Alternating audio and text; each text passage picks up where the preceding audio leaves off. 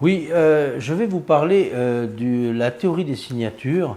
La théorie des signatures adaptée à une algue qui s'appelle Padina pavonica, Dictyolona pavonica, parce qu'en fait c'est de l'ordre des dictyolones, et c'est une algue brune qui pousse dans les mers chaudes. On la trouve en Floride, on la trouve autour de l'île de Malte, on la trouve au Japon, on la trouve en Méditerranée, on la trouve peu dans l'Atlantique vers chez nous parce qu'elle elle aime la chaleur, elle aime des eaux chargées en oligo-éléments. Pourquoi? Parce qu'en fait c'est une algue qui va concentrer les oligo-éléments et les macro-éléments qui sont le magnésium, le calcium, le phosphore, qui sont les constituants essentiels de nos cartilages et de notre système osseux. Elle contient également de l'acide hyaluronique pour mettre un petit peu d'huile dans les articulations et elle est excessivement riche en silice. Au niveau de la minéralogie, elle se rapproche essentiellement de deux pierres, de deux pierres qu'on trouve qui sont l'aragonite et l'apatite.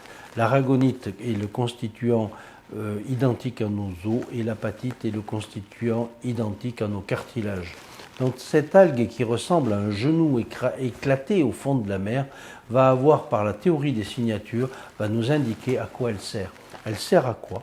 Elle sert parce qu'elle contient également un alcaloïde, le même que l'on retrouve dans la consoude, qui va agir sur la parathyroïde, sur la glande parathyroïde, pour fabriquer de la parathormone, qui va fabriquer de la calcitonine et qui va favoriser les ostéoblastes aux dépens des ostéoclastes.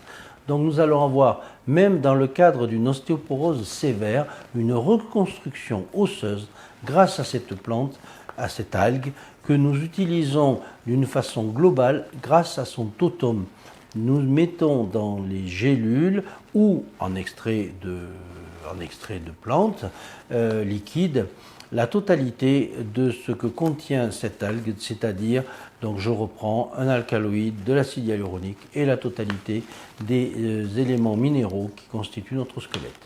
Donc en usage interne, la Padina pavonica est utilisée pour la reconstruction osseuse. Par contre, en usage externe, comme elle contient de la silice en quantité importante et de l'acide hyaluronique, elle fait partie des principes actifs les plus utilisés par les grandes marques de cosmétiques que nous avons en France.